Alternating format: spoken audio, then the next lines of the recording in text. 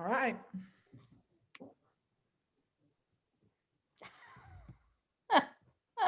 Good morning, you all.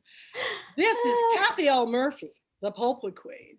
And today, this morning, I'm going to be reporting from my little cabin in the woods, where my imagination goes wild on a daily basis. And I'm going to give you a little bit of the story behind the story on the Pulpwood Queen. The Pulpwood Queen grew up in love with the story. So let me begin. Once upon a time, there was a little girl in Kansas who always had her nose stuck in a book. Wonderful, magical tales of fairy tales, tales that took me around the world and made me armchair travel, or at that time, it was treehouse travel, because I did most of my reading up in my treehouse because I was a real tomboy. In fact, when I grew up, I knew that I wanted to be Tarzan. Oh, the battery's dead on him, but that's what he does. I read these fabulous stories by Edgar Rice Burroughs, and I just knew that if Tarzan, who was lost as a baby on this island and raised by these gorillas and monkeys and animals, that I could survive anything in the world. He made me feel powerful. He also made me try to swing out of my treehouse by ropes, and I am so unathletic.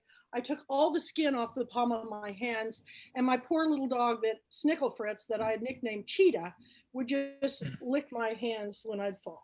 But that is one of the books that I fell in love with when I was a child, and that inspired me to keep going. But I've recently fell in love with some other amazing books that I've made bonus book club selection, like The Lost Words by Robert McFarlane, and illustrated with the most incredible visual things. I'm a visual learner, but this book was printed in England. It is a treasure trove of fabulous illustrations where I can get lost in the story. And what the book is about is Robert McFarlane discovered that they're taking out the words of nature in the dictionaries to make room for words on technology. Wonderful, wonderful books, like words like acorn, bluebell, dandelion, fern, kingfisher, newt, otter, and willow. Oh, it just breaks my heart to hear that they're putting in words like blog, broadband, bullet point, cut and paste, voicemail. I know we need those words, but let's fight as writers and authors to keep the wonderful words that give us the descriptions of all the things in nature. And because I fell in love with books like that, I discovered a new book that has become a bonus book. And it's called The Lost Spells. And it's a little book that you can carry around with me. I carry it in my purse because as you go inside, oh, look at the moon. It's all illustrated, and it's little snippets about daisies. You all remember making the dandelion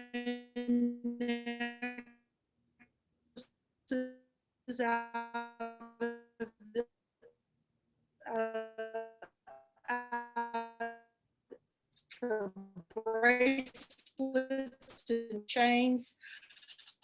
I was a child of nature, and I just the word it next year onto our list. But The Quiet Music of Gently Fallen Snow by Jackie Morris, and the illustrations in it, because I'm an artist, and I absolutely fall in love with books that have the most magical illustrations I've ever seen.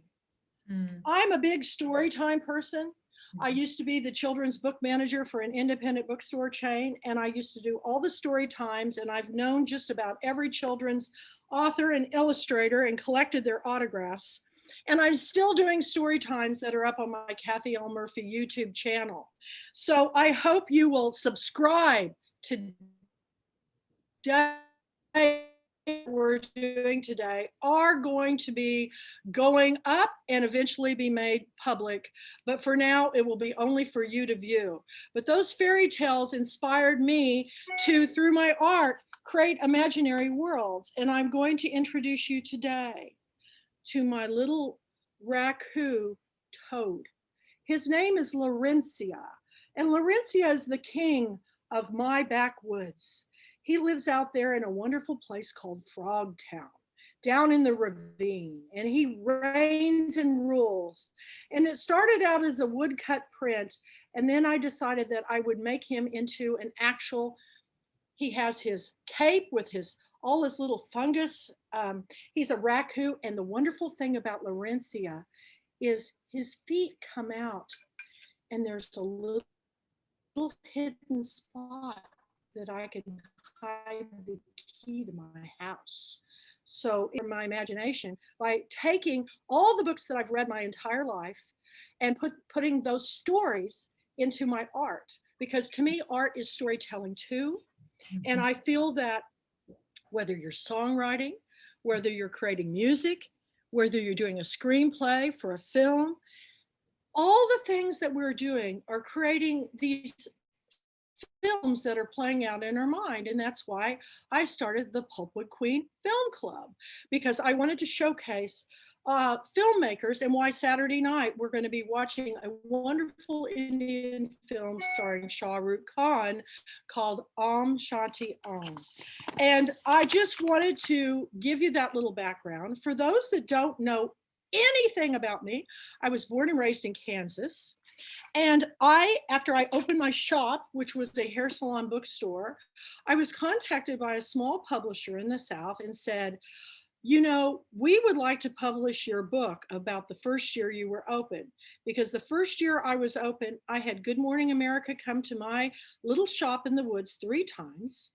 I was featured on the Oprah's Oxygen Network on a show called Dallas Style. What was amazing to me about that show is I was on there with a little unknown singing sensation from Houston by the name of Beyonce. I think she's gone a little bit further than me, but I'm catching up, and because of all of you. But we were on featured in the reporter, Mary McNamara, who used to be the editor-in-chief of all the Academy Awards, which is one of my favorite shows of the year. And she came and rode with me in my damn minivan throughout the Arklatex, because in my early days of the Pulpwood Queens, when I had 12 chapters running, I would take my authors around to all my book clubs in the Arklatex and have them speak. I did this on my own dime. There was nobody that has ever paid me for picking a book, and nobody who's ever paid me for taking authors out and doing that. It's my passion. It's my life's purpose, is to showcase authors' books, reading, and literacy, and now the arts. But this is my first book. This is the 3rd edition, The Pulpwood Queen's Tiara Wearing Book Sharing Guide to Life. I hope you will buy it and read it. It's the first book you are to read to understand why I am in love with authors and books, because I've always said books save me. And in the book, it was endorsed by the Texas Library Association, and I was the closing keynote speaker the year that it came out, because in the back of the book, there is a listing of all the years of all my reads. And I'm getting ready to do an updated version with Lucid House Publishing. And we're going to do it from the inception of 2000 to the date it's published, with all of your books in the book. So it's a resource book. And at the end of every chapter, every single chapter in the book, it's, if you like this story, read these books. I have so many authors showcased in this book, and the stories behind the stories of things that happened when I took my Pulpwood Queens to Europe, when we went to Paris, all the different things that have transpired in my years of doing this. And this book was Central Publishing, and several years ago, they took it off the list because they just didn't feel like, 10, 11,000 books selling a year. But I hope that everybody will keep it going, and we'll keep updating it, and it'll have a new cover. But this is my art. And yes, it is kind of based upon me, but she's a little bit more fairy-like than I actually am. So this is one of my watercolors, and this is my book. The second book I came out with last year was all because of Claire Fullerton. Claire Fullerton was a first-time author to Girlfriend Weekend, and she wrote a story about her experience for Southern Writers Magazine.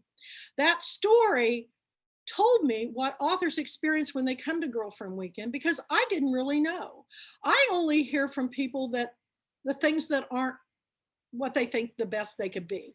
Lots of advice. I don't always hear, that's why thank you, Patricia Sands, for sending me that wonderful email this morning. It means the world to me. This is something I work on so hard. But what I did was I contacted Susan Cushman, who's one of my authors, and she does anthologies. And I asked her to be the editor. And the book is called The Pulpwood Queens Celebrate 20 Years. And it's nearly 70 of our authors, writers, and pulpwood queens who have contributed stories about why reading is important, why book clubs are important, and why Girlfriend Weekend rocks their world. So I hope you'll read it. It was blurred by 4 New York Times bestselling authors: Jamie Ford, Lisa Wingate, Patty Callahan Henry, and Paula McLean from The Paris Wife. I have New York Times bestselling authors in here, TED Talk authors in here. I have to tell you, I'm so proud of this book because Jonathan Hote wrote the closing afterwards. And to this day, it still makes me cry because this is one man with the Pat Conroy Center who totally gets me. And that's why last night event with all of you was in honor of the Pat Conroy Center, my international Pulpwood Queen charity of choice, because what they're doing to promote literacy out there is phenomenal. Every single day they have events going on. So I'm looking forward to the event with Jonathan Hote and his Beaufort High School student, Holly Perryman, who is going to be joining him. So those are my books. This is my life, but I am the leader of the Pulpwood Queens, and I crown myself queen, and this is my feathered crown today, but I crown myself queen because I am a champion for the underdogs, for the kids that have their nose stuck in a book, for the people that are disenfranchised from the world, whether they're in another country writing a story, whether they have a story to tell that will enlighten us, educate us, and make us have more empathy while we walk in their shoes for a little while as we read, as we go through this reading life together. It's important to me that all of you understand how important that you are, because none of this would have happened if it hadn't have been for 6 complete strangers showing up in my hair salon beauty shop. Because see, I ran an ad in the Jefferson Jimplecute newspaper, and I said, I, owner of Beauty in the Book, am starting a book club. And 6 women showed up, and they all told me later they wanted to see, because they thought it was a joke. They thought, what could a Southern hairdresser know about reading? What they did not know, and these were some very educated women, many were librarians and world travelers, and what they didn't know is I have spent a lifetime being a lifetime reader.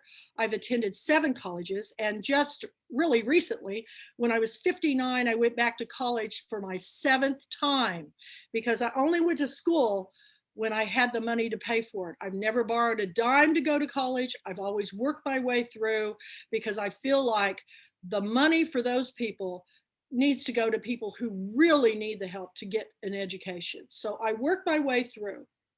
And when I graduated in 2017, after 43 years of attending 7 colleges, I graduated magna cum laude with a BFA in fine arts and a minor in art history. And I'm going back this fall. I'm going on for my master's in creative writing, because you don't stop learning no matter how old you are. Read, be a lifelong learner. It is the one answer to world peace. Now, as we begin the day, we're about time to start our first panel. I just want to share with everybody a a few things. We're going to be posting Main Street Reads is where you want to go to buy your books, because this is the independent bookstore that has created a bookstore, Pulpwood Queen bookstore, on her website, who has spent hours and days and weeks putting together all your list, collecting the autographs to put in the books. She's giving a 10% discount to you, and she'll ship it to you so you don't have to worry about going in somewhere and getting out of social distancing. Sherry Staunch is an ardent Pulpwood Queen. She runs a Pulpwood Queen chapter there in Somerville, which is just outside of Charleston. She has been in working with conjunction with the Pat Conroy Center and my Charleston book club chapter, my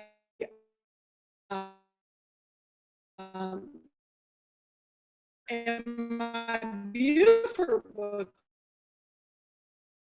chapter, independent. So please purchase your books, and they will be available all year. So if your books aren't out yet, authors, you're going to want to send people there, because she's going to continue that through the whole year. Now, I know that it's easy to go to that one-click shop, and I know that you know, that is the standard quo, but we want to break the rule. We want to support independence, whether it's the independence where you live or where it's Sherry Staunch, who is Sarah before we begin, is that the Pat Conroy Center and I have partnered together to Jonathan Hote, who is the executive director, and Marley Rusoff, who is on the board, who will be speaking on Sunday, who is my agent, was Pat Conroy's agent, and Cassandra King, his widow's agent. We all have the same mindset that the world needs to read more. So support the center and their daily programs for students, for people, for authors, for getting the word out that reading is important. This year, I want to blow it out of the water. So get online and bid on the items that you all donated. There is something for everybody. I know Richard Fifield accidentally sent his package here, and I saw what was in it. And there's a fur hat that I'm dying for. So I'm going to be going on there when I get a chance and bidding on some of these items. And I also donated myself, I didn't say this, but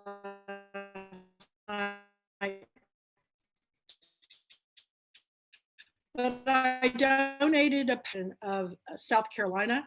The painting I took out of the gallery and I mailed off has a value of $1,250. Let's see if somebody can't put this in their home and help this wonderful cause too. Please, authors, as you are talking today, tell everybody what you gave, because I'm telling you, the items that everybody donated are so incredible. And through the years, we've raised a lot of money for the center. In fact, one year we helped pay for the whole Pat Conroy Low Country Book Club Festival. So we can do great work when we all work together. Now, I'm going to open it up if anybody has any questions, and then Echo, I want you to remind me when we need to stop to go to the next session, okay? So is anybody have any questions? I've got to, just a second, I've got to raise the galley here so I can see all of you. If anybody has any questions about anything that's happening through the weekend, now is the time to ask me.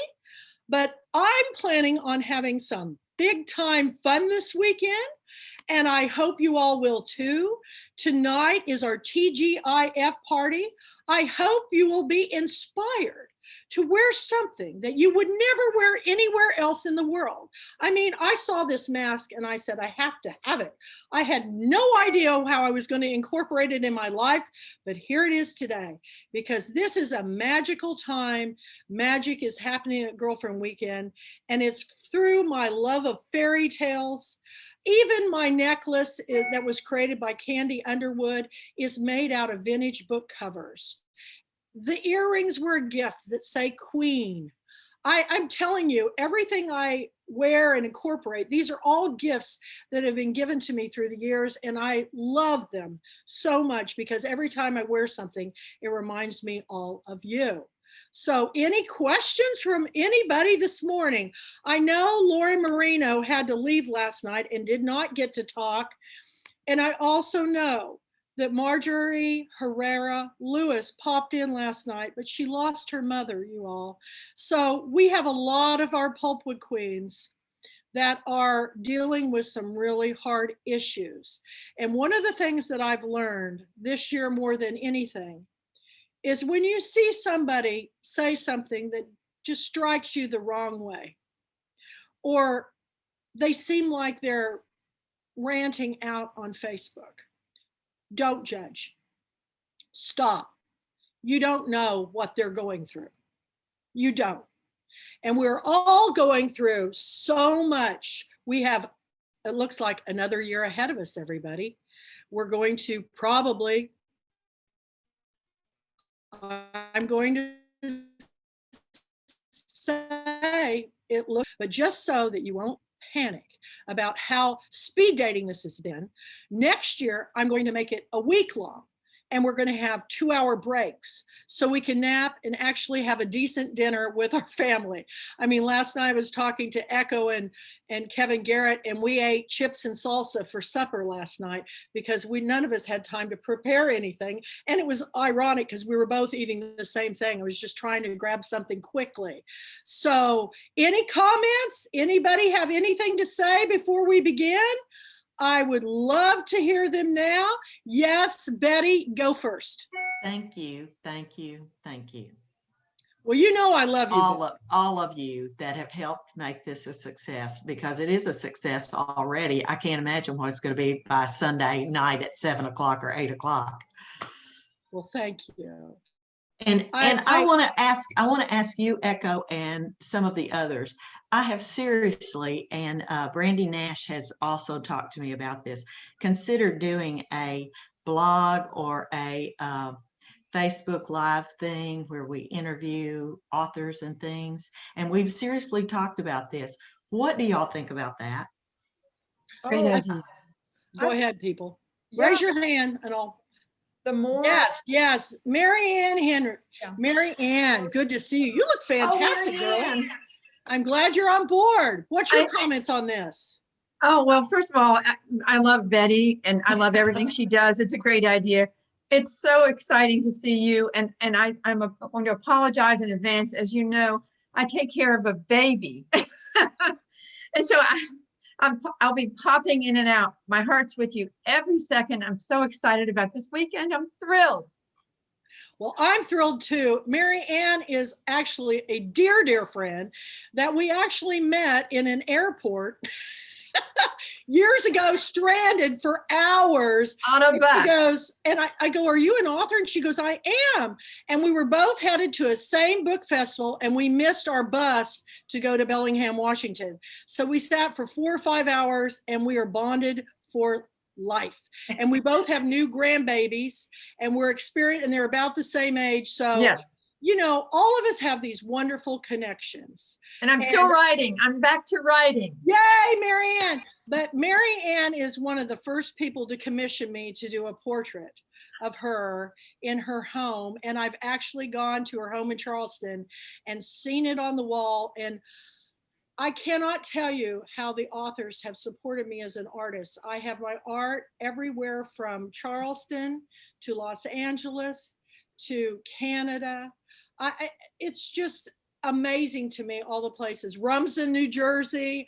I took a giant painting there to Laurel Hoover Davis. I cannot thank you all enough for your support of the book club and your support as me as an artist. So I just want to say one thing, and I won't mention another thing the rest of the weekend. When you were showing us those fabulous books, The Lost Bells, Lost Words, and talking about the magical illustrations, all I can think of is, please, Kathy L. Murphy, do a book, even if it's a children's book, if it's whatever it is, with your own illustrations. Oh my gosh, talk about magical. Okay, and listen, I'm trying to get in the book cover business too. Echo and I've been talking about that. I hope to do some book covers. I would love to do that. And I thank you so much for that. But everybody, I think Betty has a terrific idea. Betty, do it. But let me tell you, Facebook always stops, so I would do Zooms because you don't Zooms. have as much trouble, and I will help you all the way. And who knows, maybe 2022, you'll be one of our panels with your authors. I just love, I'm just saying. I'm Yeah, so go ahead, excited Kathy. to tell you that I have a Facebook Live for authors. I started you. You guys. it at the beginning of COVID because so many authors that were launching this year couldn't get into bookstores. The bookstores weren't open. And gradually they got more into bookstores, and I am a bookstore advocate. But my first book, I really wasn't able to get into many bookstores, so I knew the tech. And so it's every third Thursday. Y'all come. And in addition, please, please, please, if you want to be interviewed, I would love to interview you. I'll be the first one. Your book so far. I will, both you, Kathy, you and Betty. But you know what? We've got to connect. We've got to figure out a way that we can. Maybe you know what we're going to do. I'm going to make a note, Mandy. All these bloggers, let's do a Zoom meeting, and we'll connect all together and talk about all of our programs and how we can all work together. And that way we will get Jonathan Hote on, we'll get Mary Sheriff on, we'll get Eileen Sanchez on, we'll get Susan Peterson on of Sue's Reading Neighborhood. Mighty Blaze, we'll get us all, and let's just do a Zoom blog of all of us that are going to be holding hands working together, because this is something. They put a big banner up in Jefferson when I used to do my events there when I had my shop. My shop is now closed, but they said Jefferson, Texas is the hand-holding capital of Texas. And that was my quote, because I've learned something, and we can't do it right now. So we're virtually hand-holding.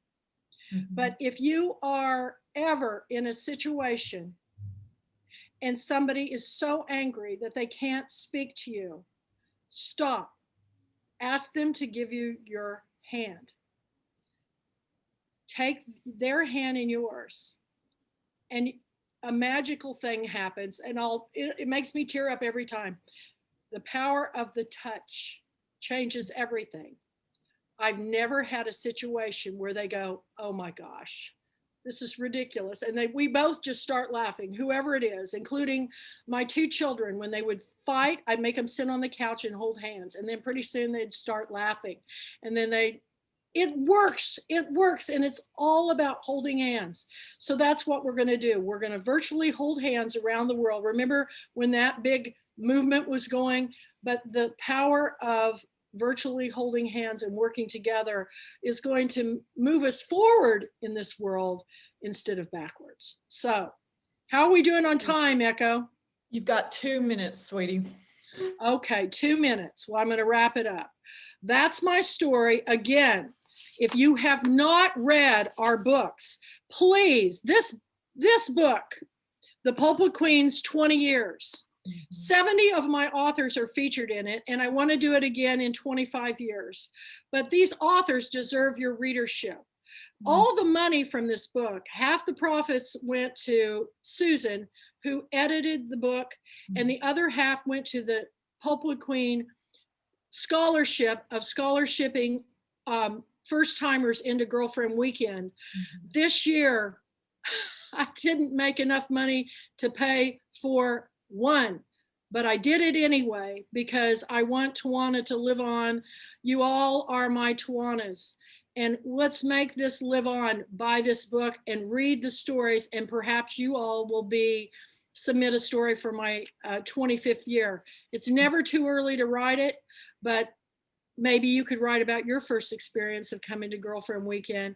And then you could talk about the power of the book clubs, because the book clubs is what connects us. And if you haven't read my story, I'm writing the sequel now. It will be out in 2022 with the updated version with a new cover of this book. I optioned my film rights to the story to DreamWorks. It's been quite a process. But this story is the story of a small town hairdresser who found that through reading, her whole life's trajectory changed. Try not to cry. I cry when I'm tired, so it's not sadness, it's of joy. But please read this book, because you don't understand unless you read everybody's story. And that's what we're doing, and that's why the theme is all about the story. So everybody, I'm going to say goodbye. We're going to click off, and we're going to go on to the next Zoom link, so that, and then we'll get you all on board, and we'll start with our program for the day. Kathy, Okay. Kathy, I don't think Yes. we have to click off. I think we just go straight on. Oh, even better. Okay. All right. Okay. Everybody Let me stay get, on. Nobody leave. don't leave. Already started out with a glitch. Hey, I'm a flawed queen. What can I say? Got to get my glasses on, everybody.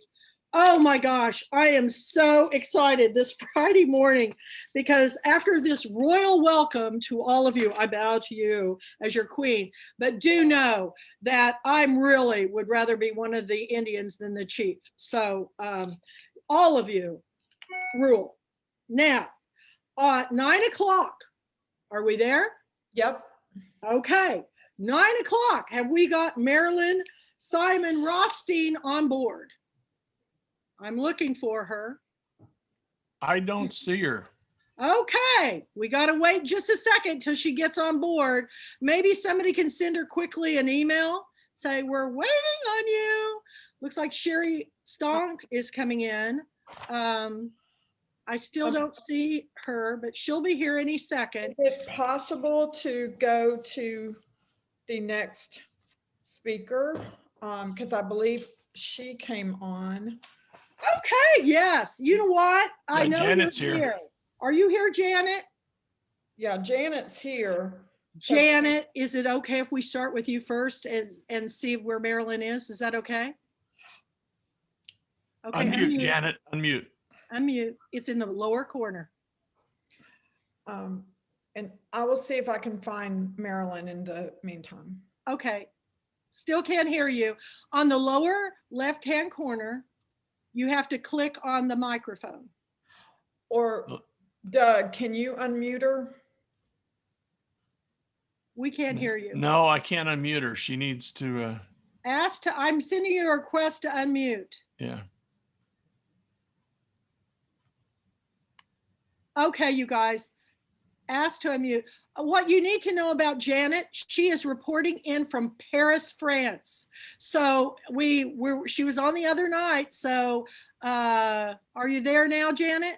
Yes, I've been unmuted. Yay! Okay. I've got to tell you this story. Okay, so first of all, I've got to get this out. Janet wrote a fabulous book. It was sent to us. I'm trying to figure out where I am. It was sent to us last year by Simon & Schuster as a galley. You to know this, Janet. So many of my Pulpwood queens came to me and said, we love the book you chose. And I go, what book? And I said, no, we didn't. I didn't even get a galley. So I quickly got a galley. And I said, well, absolutely. We need to invite, is it Janet Skeslin Charles? Yes, Skeslin, 2 syllables, Skeslin. Skeslin, okay. Janet is reporting in from Paris, France. So we are truly an international book club. She is a keynote, and we'll just begin with you and tell us the story behind the story of this book, Janet. Okay. All right. Well, maybe I should start by showing you my pajamas. Yes. So the top looks pretty normal, but can you see I'm wearing my moose pajamas? Mood. Moose. Moose, because I'm from Montana, and you can take the girl out of Montana, but you can't take the Montana out of the girl. I had no idea. I love this. The Pulp Queens pajama party weekend. I've been wearing my pajamas all day. I've been looking forward to this for weeks. So thank you so much, Kathy, for this wonderful invitation. Let me see. I'll tell you a little bit about my book, and first maybe a little bit about the setting, which is the American Library in Paris. Then a little bit about the research and some photos of the real life librarians, and the inspiration to come to France and the themes of the book. So I can say it's World War II, Paris is occupied. There's a war on words. It's Nazis versus American librarians, and the librarians win. The Paris Library tells the true tale of the courageous librarians who defied the Nazis in order to hand-deliver books to their Jewish readers. I first learned about this story when I worked at the American Library in Paris as the programs manager. Like Kathy, I organized author events, and I met so much. I just enjoyed meeting the authors so much. I learned so much from each one. It was a wonderful, wonderful experience. But when I learned about these librarians during World War II from my colleagues, I knew it was a novel, and I just had to sit down and write it. I grew up in a small town in Montana on the Canadian border, and glimpses of the outside world in the 70s and 80s came from my neighbor, who was a war bride from France, as well as from my grandmother's jigsaw puzzles. I'm sure you remember the tulip fields from Holland, and then maybe chateaus from Bavaria or France. Those were kind of the images that I saw that made me start dreaming of France. My grandmother never learned to drive, and so my mother each week would drive her 2 places, the grocery store and the library. And it was from these treks that I understood that books were as nourishing as food, and that the library was a window to the world. When I got a job at the American Library in Paris, a dream really came true. Now, the American Library in Paris was born of war. In 1917, when the US entered World War I, the American Library Association sent 2 million books to soldiers in camp libraries and hospitals in Europe. The Paris Library, as it was called, library. In 1920, the American Library in the collection began with books that Americans and Canadians, citizens, sent to their soldiers through the American Library Association War Service. The American Library in Paris started with a group of trustees. There was the writer, Edith Wharton. There was the millionaire, Anne Morgan. And there was the Countess from Ohio, Clara de Chambrun. The American Library in Paris was funded with money from a poetry collection, from the royalties from the books by Alan Seeger. He was a Harvard grad and a soldier poet who was killed during World War I. Charles Seeger wanted to create a living monument for his son with the library. Many of us have read Alan Seeger's poetry. You'll recognize the title, I Have a Rendezvous with Death. It's been anthologized quite a lot, and it was one of John F. Kennedy's favorite poems. In my novel, The Paris Library, Odile and her colleagues, Odile is fictitious, but her colleagues are real. And I'd like to tell you about some of my favorite colleagues of hers that I researched. First, there came Dorothy Reeder. And isn't that the best name in the world for a librarian, Reeder? So apropos. Well, she worked at the Library of Congress, and then she came to Paris alone in 1929. She got a job in the periodical section of the American Library in Paris, and she worked her way up to the role of directress. After the war, she returned to the States. During the war, she returned to the States, and she raised funds and awareness for the Red Cross in Miami. And then she went to Bogota, Colombia for 2 years to train librarians there. So in the 1940s, Dorothy Reeder worked on 3 continents. How amazing. I mean, even today, very few people work on 3 continents, right? My second favorite librarian is Boris Nechayev. Now, Boris was originally from Russia, and when he was only 15, he lied about his age so that he could enlist in the army in Russia and fight in the Russian Revolution. When the war was over there, he and his brother moved to France, hoping for peace, but instead they found themselves in the middle of another war. Third, we have the Countess from Ohio, Clara de Chambrun. She was an American who married a French count. Now, I'm an American, but I didn't marry a French count. But I married a train driver, and he's very sweet. Anyway, back to Clara de Chambrun. As I mentioned earlier, she was one of the original trustees of the library. And during World War II, the Countess was 70 years old. And I don't think 70 then was 70 today. I mean, a lot of people who are 70 now are doing yoga, taking really good care of themselves. 70 then, I think, was a lot harder on the body. But anyway, she was so worried about the library that she spent the nights there on a mattress that she took there in order to keep watch over the library. She was really dedicated. In the summer of 1939, librarians, like all Parisians, wore gas masks. To prepare for war, the librarians pasted brown strips of paper over the windows to protect the windows from shattering in case of bombing. The US Embassy advised Americans to leave France, but Dorothy Reeder and her staff remained. When the war broke out in September of 1939, 3 days after it started, Dorothy Reeder started the soldiers' service. She did this because she wanted to send books to English and French soldiers. She said that she wanted them to know that the library cared about them and that they had friends at the library. And so the library sent books to canteens and to military hospital, but Miss Reeder's point of pride was in the care packages that she sent to individual soldiers. The soldiers could write in and tell what kind of books they wanted, maybe biographies or westerns, detective novels, or maybe magazines like National Geographic. A few of the soldiers wrote in asking for young female pen pals. So I don't know if those female pen pals were ever found, but I do know that they got a lot of packages out. 100,000 books were sent to those soldiers. Miss Reeder declared that no other thing possesses that mystical quality to make people see with other people's eyes. The library is a bridge of books between cultures. And I think that's just so beautiful. I just love that phrase, and I think it's true. In June of 1940, 3 days after the Germans took over Paris, the Nazis invaded the Polish library. They stole the books in the archives there. Then they went to the Russian library. They stole the books there and sent them back to Germany. Then they went to the Ukrainian library. They even abducted the librarian. So you can understand why the staff at the American Library in Paris was nervous. Boris, the head librarian, was shot by the Gestapo and taken away to be interrogated. Without the quick intervention of the Countess de Chambrun, Boris would have died. I interviewed his daughter, Hélène, who was in the next room when he was shot through the lung.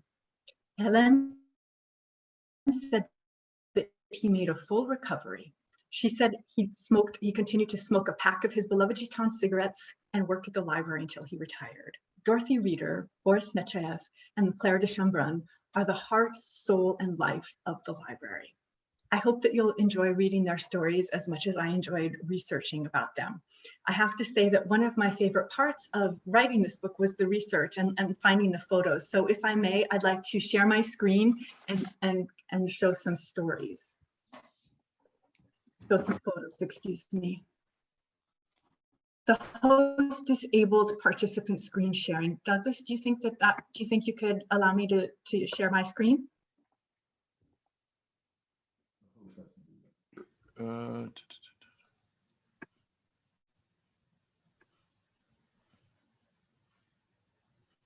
Can you do it now? Yes, thank you so much. Wonderful.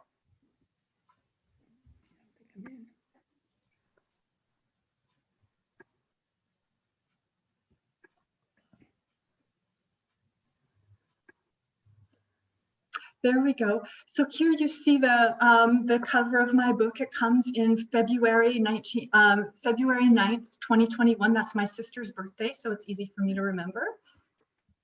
Now we're in the American Library in Paris right now. This is the largest English language lending library on the European continent. It has 4,000 members representing 60 countries, but 25% of the members are French. It celebrated its centennial in 2020. Here you can see that at its current location, it sits in the shadow of the Eiffel Tower. And this photo is from my first day at work as the programs manager. This is the courtyard entrance for employees. And you can believe that I pinched myself that first day at work when I saw that view. I organized evenings with an author there. So we had guests like Tatiana de Ronay, who wrote Sarah's Key, Richard Rousseau, just so many wonderful people over the years. And it was such a pleasure to work here. Now this is where our story begins in 1939 at the previous library, and staff at the library now is very international, and it was very international at the time. People came from the US, Canada, Russia, France, Switzerland, and England. It's really wonderful. So here you can see this is one view going into the library from the courtyard. We'll see there's another view here. Now this is an information card. So here we have the inner courtyard, just like I showed you before, the library when I walked in, and that was the inner courtyard. This is the inner courtyard at the old library. A lot of buildings, as most of you know, have inner courtyards here in Paris to kind of cut down on the noise. This photo was the inspiration for my character Margaret. I love the wide brim of her hat, and I wonder what secrets she's holding. This photo is a photo I found and purchased on eBay. And it just seems crazy to me that our history is out there for sale. And I have to tell you, I am an obsessive Googler, because every day there are more archives being added to different documents being added. And so you never know what you're going to find. And I was so obsessed with Dorothy Reader that every day I would Google Dorothy Reader, the American Library in Paris, and I would find new documents. And I found a war report that she had written, a confidential report about the war. And when I found that online, it gave me the confidence that even if there wasn't so much about the library and World War and its experience in World War II when I began the book, I was confident that eventually more and more things would be added. Here we have Miss Reader and Mrs. Turnbull. Mrs. Turnbull was the cataloger, and she's Canadian. In August of 1939, war is on the way. The ambassador wrote, "In view of the prevailing situation in Europe, it is advisable that American citizens return to the US." Here they are preparing for war by putting all the important documents in the safe. Now, I mentioned earlier that there were books sent to English and French soldiers. This is a library staff member getting things ready, and they had a little contest to see how long or how quickly they could wrap these care packages, and the record was 1 minute and 40 seconds for that. So they got pretty quick. I was surprised also that they had baskets instead of carts. When I first wrote about the library, I wrote about somebody pushing a cart, but they had baskets. So that must have been quite heavy for them to carry. As you can see, it's written here that these books were shipped to English, French, Czech soldiers, as well as to the French Foreign Legion. My character Boris's brother joined the French Foreign Legion. He was Russian. He joined the French Foreign Legion, and sadly he died just a few days before the war ended. Here we are in June of 1940. I'm afraid that the Nazis have arrived in Paris. And this is my favorite photo of Dorothy Reader. Again, another photo that I purchased online. I really love this photo. It was taken in 1936 at the library.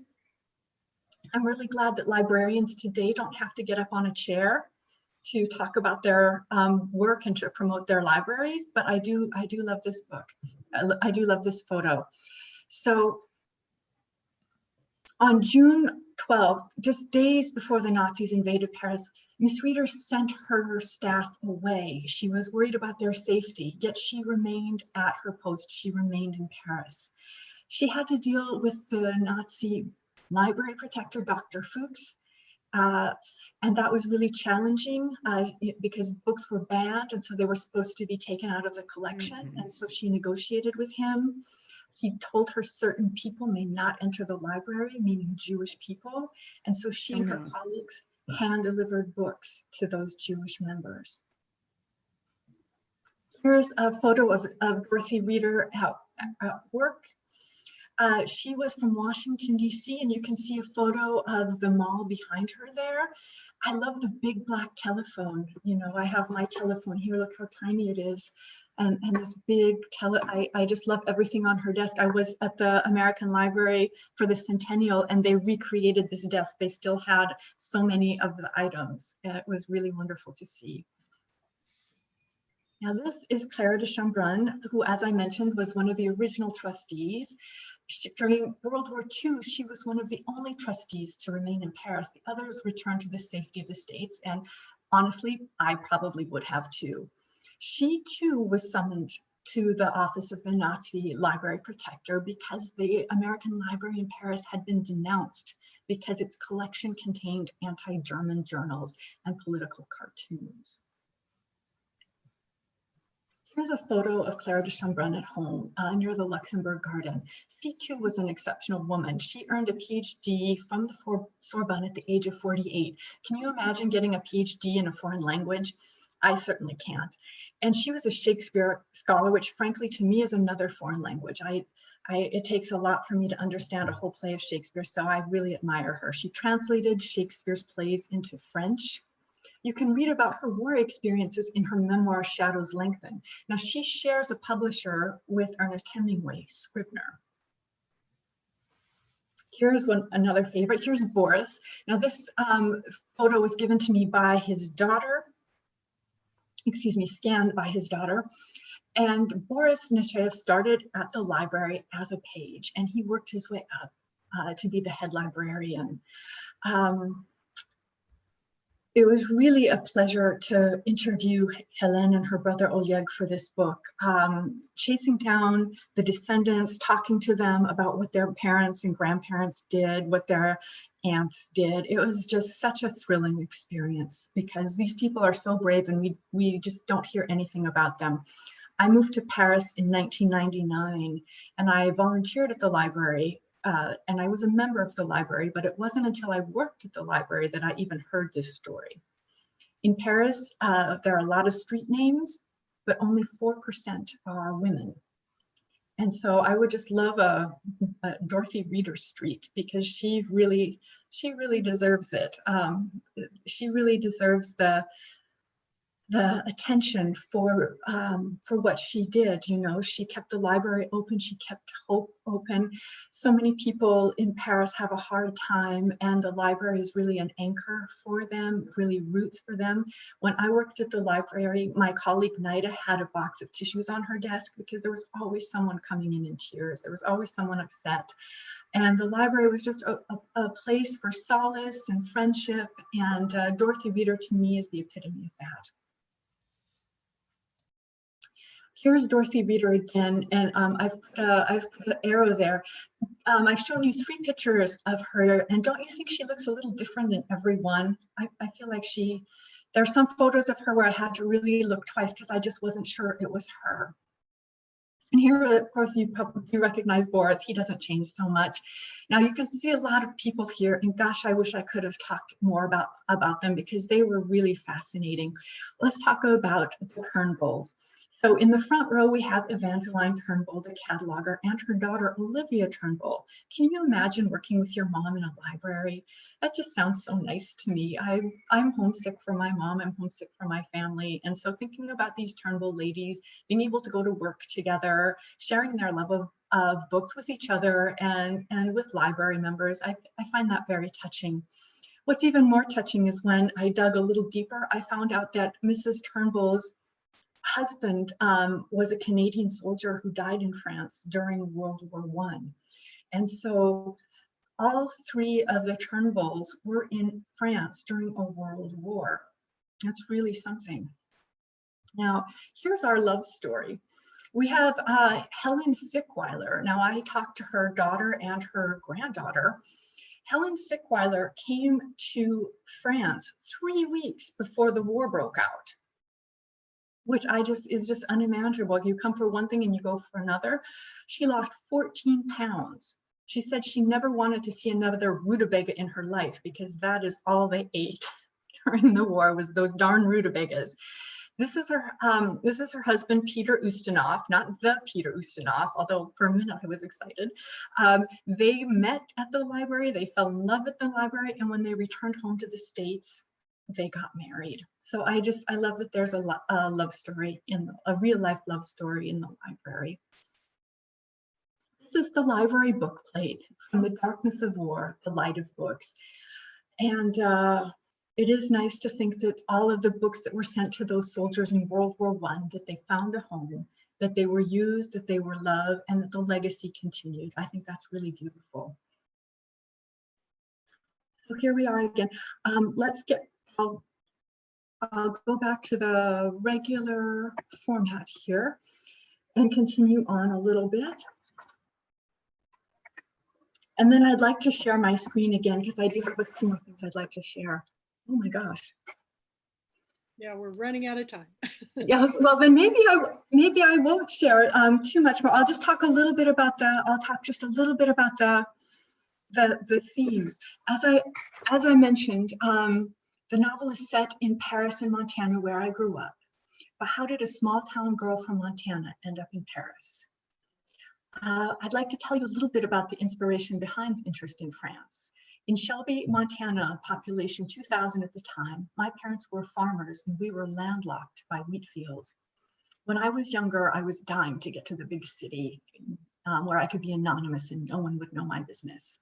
I had a lot in common with my character, Lily, who feels like she's living reruns of Little House on the Prairie, and while the rest of the world watches MTV. Now I miss Montana, the calm, the quiet, the beauty, the way that people care for one another. And these were exactly the reasons I wanted to leave. Of course, I didn't realize what I had. And these days I do. I think a lot of us do. I think we all see things a little differently. In Shelby, my neighbor was a war bride. Claudine was from the city of Rouen, not far from those D-Day beaches. And she married a GI and she traveled with him to the States. And when Claudine spoke English with that beautiful lilting accent, she made the language sound so much better. And she made me want to write about a war bride. Even as a child, I understood that she was incredibly brave to leave behind her friends, her family, her country, and even her language. Spending time with her made me want to come here. Inspirations behind the book.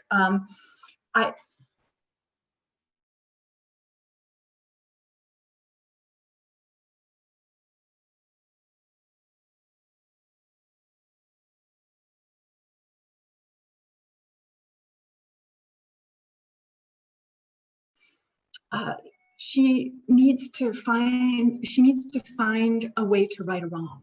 I too betrayed a friend by spilling a secret. And I had to think long and hard about how to make that right. I had to say I was sorry, and I had to show that I was sorry. In the last 20 years, I've heard a lot of these "I'm sorry you have a problem" apologies, non-apologies actually. And it makes me sad that we can't admit that we're wrong and ask for forgiveness. Though I apologized and my friend forgave me, I wrote this book to show I was sorry. Often when we've been wronged, we're told we should get over it. I hope that this book sparks a conversation about the importance of apologizing in both family settings and on a national political scene without an admission of wrong. It's hard to heal and move on. This has been a hard time for most of us, and I hope that reading will bring solace, and I hope that reading will bring us together. Dorothy Reeder said that books are bridges, and I believe that with my whole heart. I'd like to thank Kathy again for this wonderful invitation, this wonderful opportunity, and Sherry from Main Street Reads for being here. Thank you, Doug, and thank you, Mandy, for your help. I really appreciate it, and I'd love to thank everybody at Simon & Schuster for their support and attention, and thank you all for coming today and for looking at my photos with me and talking a little bit about the book. I hope that you'll check out my novel and that you'll enjoy spending time at the Paris Library. Bonne lecture, happy reading. Thank you. Thank you so much, Janet. You know, This is a wonderful thing how this came together. And I have to thank Simon & Schuster because it is hard to get anybody in New York, but they have been just on the ball for you, Janet, making this connection. And one of the things I wanted to share with you is that I was going to put this on, but I switched you. This is my vintage tiara that says Paris and has the Eiffel Tower that was given to me by Stephanie Chance. She has more of them at Decorate Ornate in Gladewater, Texas.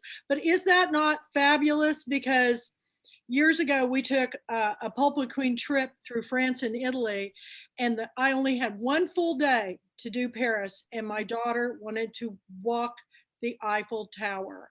And it was on the anniversary of D-Day. I'll never forget it as long as I live, because if you ever get the opportunity to go up to the top of the Eiffel Tower, when you look out and you see the city of Paris, and when you come from a town that I did in rural Kansas, and you look out in New York, I don't care, on the top of the Twin Towers, I would look out and I could see the Hudson River and the countryside beyond the city. I could see Central Park. But when you go to the top in Paris, it's city as far as the eye can see in any direction. It was the most amazing experience. And I wrote about it in my book, The Pulpwood Queen's Tiara Wearing Book Sharing Guide to Life. But I am thrilled that they sent the galley to us. And I hope they'll continue to send me galleys, even though we're doing this virtual. But I can't thank them enough. And I hope you'll participate in more of our events this week, because I think you're going to be amazed about all the connections that we're going to make. I have two authors from Montana. Richard Fifield will be here, and Jamie Ford, who was my co-host for years, is from Bozeman, Montana. So we have Montana authors. Thank you for a wonderful presentation. Yay, everybody. If you have any burning questions, maybe you can come back to our slumber party and we'll talk tonight. But right now, Marilyn is here. Marilyn, I see you now. Okay, girl, we had to keep on schedule, so we went and put Janet ahead of you. But now I would like to introduce my friend and author, Pulpwood Queen author, Marilyn Simon Rothstein, who has a very wonderful presentation for us this morning. So thank you, Marilyn. I'm going to let you take it away. Good morning, Pulpwood. Can you hear me? Yes. Great. Can you see me? Yes. Ah, heaven, I can't believe it actually is working. I did not blow up the world by touching Zoom. Thank you, Kathy L. Murphy, for inviting me to wear my pajamas to this wonderful event. Not that I needed an invitation. I haven't worn a pair of pants with a zipper since March. I was going to show up in a negligee, but I didn't want to scare you this early in the Pulpwood program. A few things. I don't know if you are aware of this, but if I look heavier or older since I saw you last year in Jefferson, Texas, it is because Zoom adds 50 pounds, mostly to the face and the upper body. Zoom also adds years. I am 39, but due to Zoom, I look like a woman in her 60s. When I speak live at book festivals, I like to stand behind a podium. I look much thinner behind a podium. In fact, when I realized this, I bought a podium. I take it wherever I go. After we all get the vaccine, if you invite me over to your house, I'll show up for coffee with my podium. I try hard to diet. In fact, last week, I managed to stick to the paleo diet, but I had a problem. I ran out of dinosaur. I've written 2 books. I thought about holding up my books during this presentation, but then I decided that might be too much. So instead, here are my coffee cups.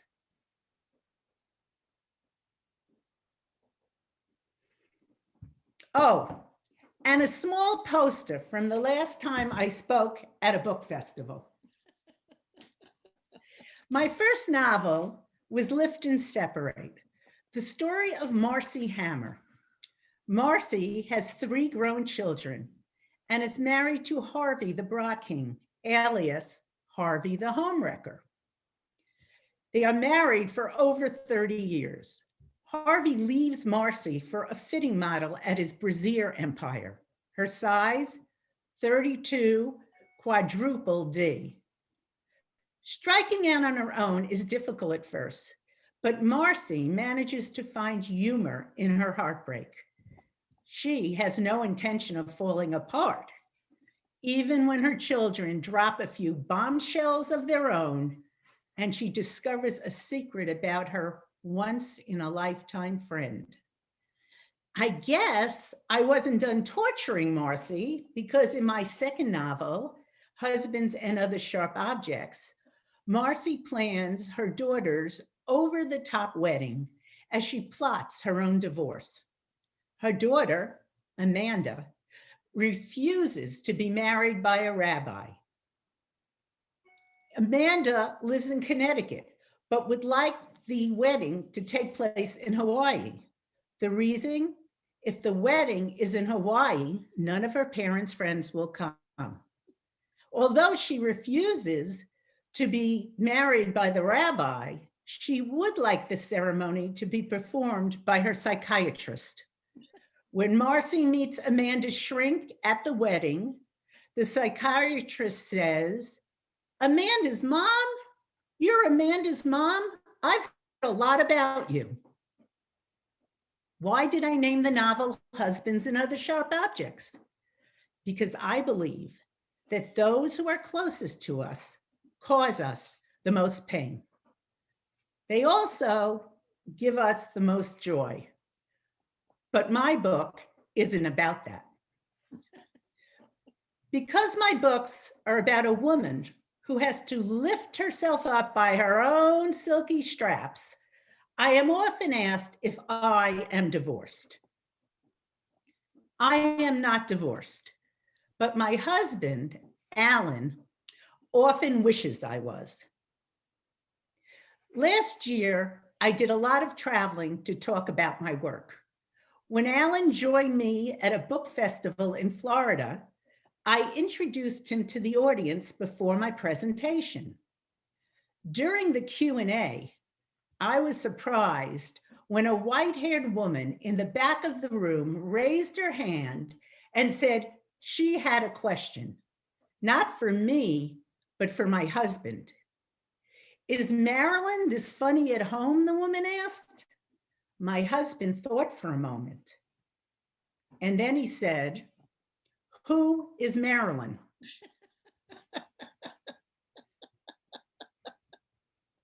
Alan does not own a bra empire. He does something far more interesting.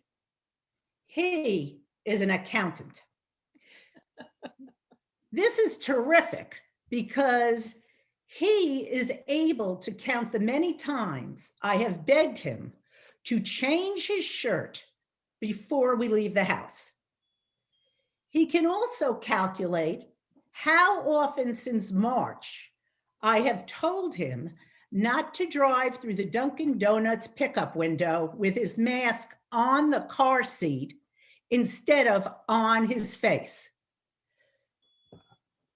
Speaking of the pandemic, I was low and lonely. My only solace came from my 2 closest friends, Ben and Jerry. When my children and grandchildren and 4 cats left New York City and landed on my doorstep in Connecticut, here's what happened. My bill for electric tripled. 6 appliances broke and were replaced in that many days. Each night, one family cooked dinner while another cleared the table, washed dishes, sanitized the kitchen. For example, if my oldest daughter, Sharon, cooked, Alan and I cleaned up. We put an end to that system when Alan realized that our two daughters prepared supper in many, many burnt pots and pans, all in need of scrubbing. Also, my daughters preferred my good china to paper plates. We drank a lot. I became so close with the delivery man from our liquor store, he sent me a Mother's Day card. We did have a problem during the pandemic you might recognize. No matter how much we bought, the wine and the liquor kept disappearing. Things got so tough, one of the cats left the house and went to live with a pack of foxes in my neighbor's shed. There was a lot of howling, but sometimes you are better off living with the foxes. So, how did I become a novelist? Well, I was in the advertising business and owned an agency for over 25 years. One day, I asked myself, how can I make less money? The answer, of course, was write a novel. And guess what? It worked. Oh, no. My first thought was to write a story about a girl who grows up in an orphanage where she plays chess with the janitor in the basement and against all odds grows up to be the finest chess player in the world. Although it was 1988 and the internet hadn't been invented yet, I knew Netflix would want to make a movie out of such a book. I sent the idea to 100 literary agents, but every agent told me chess was boring and the idea was a dud. One agent was nice about it. After holding on to my proposal for 9 months, long enough for me to actually have a baby, she said she liked the font I used in my pitch letter. Another agent said, sorry, I do not connect to your story, and therefore I cannot represent you. Never write to me again. I figured I had no chance of selling my book, which I called The Queen's Gambit, so I scrapped it. It took about 10 years from when I started writing Lift and Separate to the gratifying day I saw it advertised as a Kindle daily deal on Amazon for 99 cents. My sharp object, the accountant, told me 99 cents was actually less than $1. It took 1 year to write Husbands and Other Sharp Objects, not 10 years, 1 year. I had a contract with my publisher to produce a book in a year. And my mother didn't raise a fool. My mother of blessed memory passed away many years ago, but I often think what she would say if she knew I was traveling around the country talking about my books. Well, I do know exactly what she would say. Mom would say, "You're wearing black again." My father would tell me, "I like that Kathy L. Murphy." In case you are confused by my deep Southern accent, I grew up in New York City. Our neighborhood had an unfortunate name, Flushing. Don't dwell on the visual. At the time, Flushing had two ethnic groups, religious Jewish people and very religious Jewish people. I am the first person in my family to attend college. Everyone else went to the school of hard knocks. My father, whose nickname was Honest Leo, quit school to drive a moving truck at 12. My family believed strongly in education. We all love to read. Each day we received 3 different newspapers. In the evening, my parents, my 2 sisters, and I would gather around the kitchen table with enough food to feed a small country. As we ate dinner, we discussed one very important topic: other people. That's right, other people. Yesterday, I spoke to my sister Sandy on the phone for an hour. Before I hung up, I said, "Did we miss anyone?" I attended Francis Lewis High School. At Francis Lewis, I excelled in imagining how popular I would be if I had straight hair like Peggy Lipton in the Mod Squad.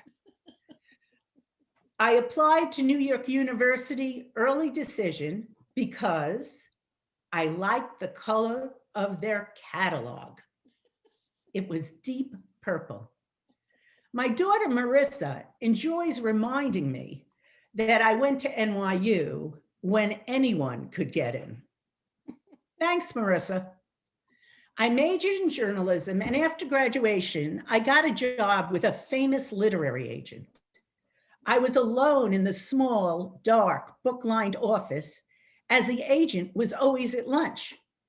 I looked for another position and went to 17 magazine as an assistant. I studied the editors. I lost 10 pounds. I got a very short haircut from a world famous stylist. Then voila, I was promoted to staff writer. At 17, I wrote articles about beauty, fashion, home, food. To this day, I can tell you anything you want to know about a pimple. I loved writing the column called Dear Beauty Editor. Me, Dear Beauty Editor? Well, you may not want to trust Dear Beauty Editor in any magazine ever again.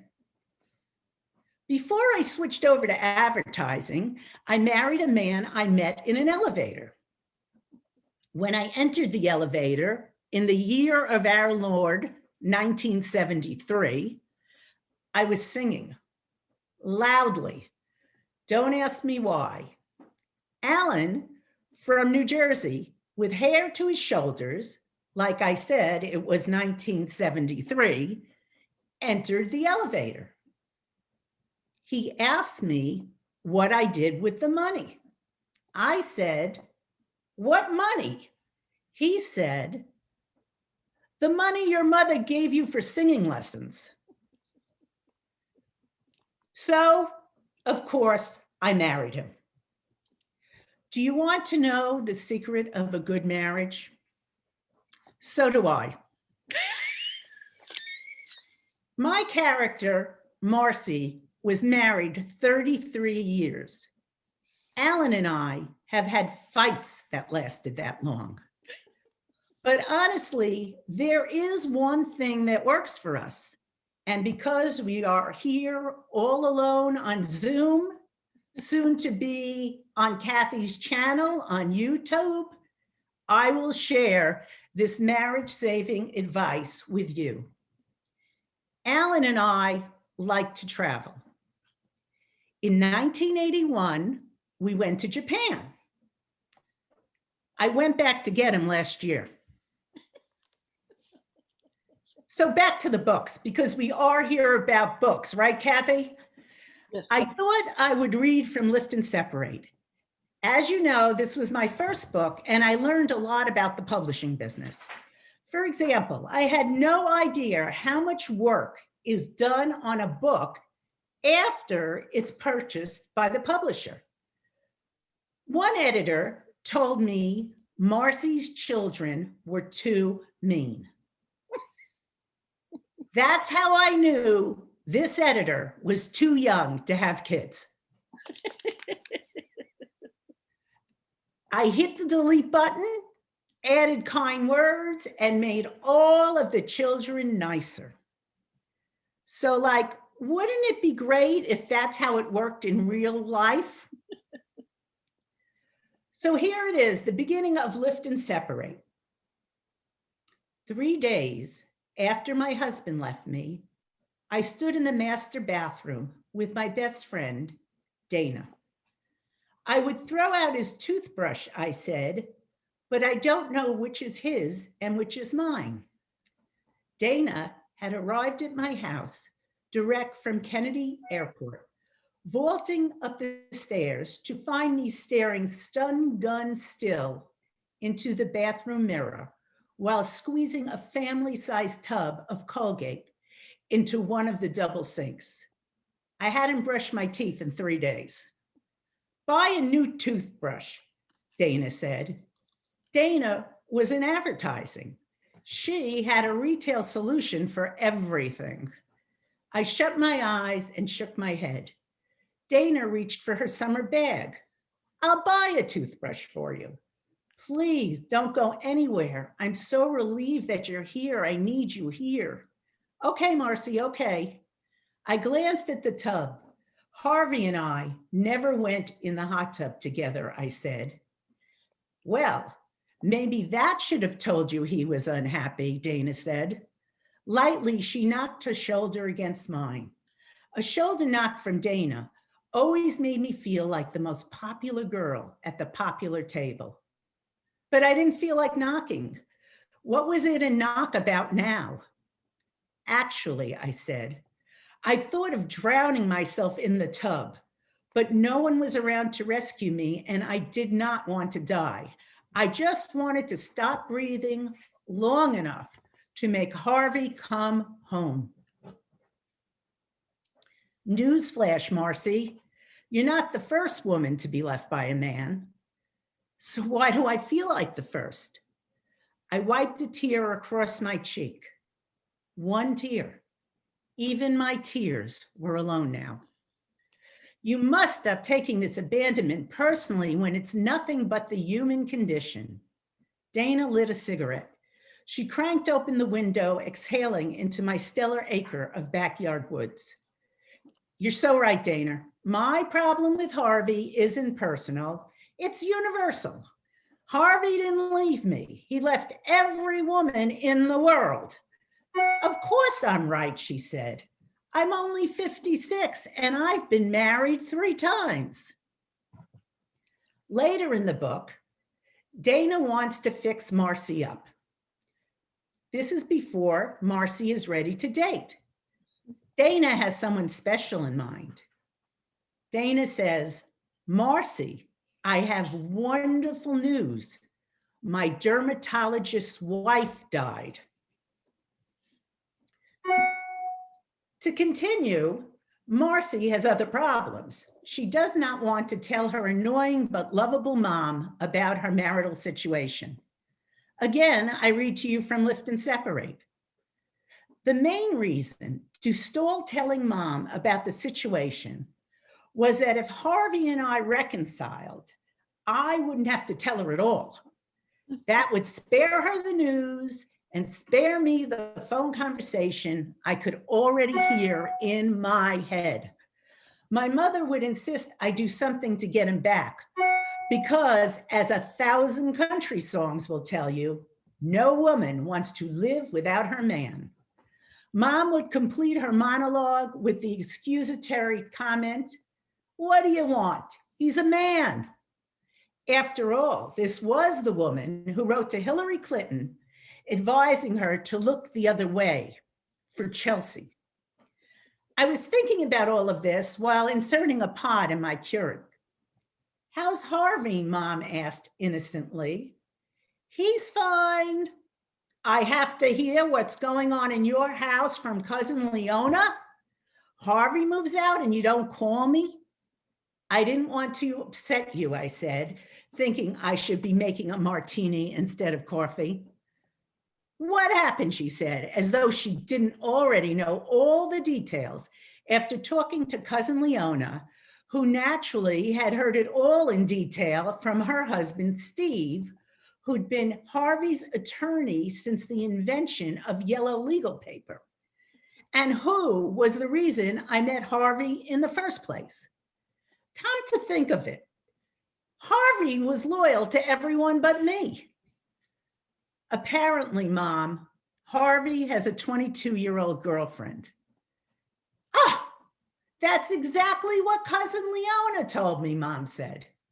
If you heard it all from Leona, why are you asking me to tell you all over again? It's not much fun talking about it. I want to hear it from you, Mom said. Tell me the whole thing. That's it. That's the whole thing. She's a fitting model at the showroom. A fitting model, not even a real model? Great. Now I was supposed to feel bad that she was parading around in bras in his showroom instead of being airbrushed on the cover of Vogue. What else, my mother said. Mom, he moved out. He's living in the presidential suite at the inn. That's Harvey, everything first class. Mom, may I remind you that I am your daughter. Harvey is the son-in-law. Please don't be proud of where he's staying. I'm coming over, Mom said firmly. I dumped my coffee in the sink, opened the kitchen cabinet, and reached for a bottle of something stronger. Mom, maybe tomorrow. Right now, I need to be alone. That's ridiculous. No one needs to be alone. When you have a private room in an old age home, your husband is dead, and your children don't visit, then you can be alone. Mom, is that what you think is going to happen to you? Who knows what will happen to me? Look at what just happened to you. As long as we're Zooming here is the first paragraph of my second book, Husbands and Other Sharp Objects. Whenever anything was in need of repair, I called a man. We had a lot of men, plumber man, electric man, air conditioning man. We also had guys, gutter guy, plow guy, tree guy, chimney guy. Guys tended to be younger than men. Harvey used to say that a checkbook was the only thing in his toolbox. Harvey didn't have a toolbox. One less thing for him to take when he left. People ask me what I'm working on now. I am finishing a new book, No Marcy, No Bras. Well, the women in the book wear bras. To give you an idea about the new book, I would tell you that it includes 4 things: a Lyft driver, a young woman who lives in New York and was left at the altar, a body-shaming mother, a brownie, and a vibrator. I hope you enjoyed my presentation. I would read lots more of my work, but honestly, I do much better if you buy my books. Thank you, Mandy Haynes, for your late night technical support. And thank you, Kathy L. Murphy. You are the Pulpwood queen. I tip my $5 tiara to you.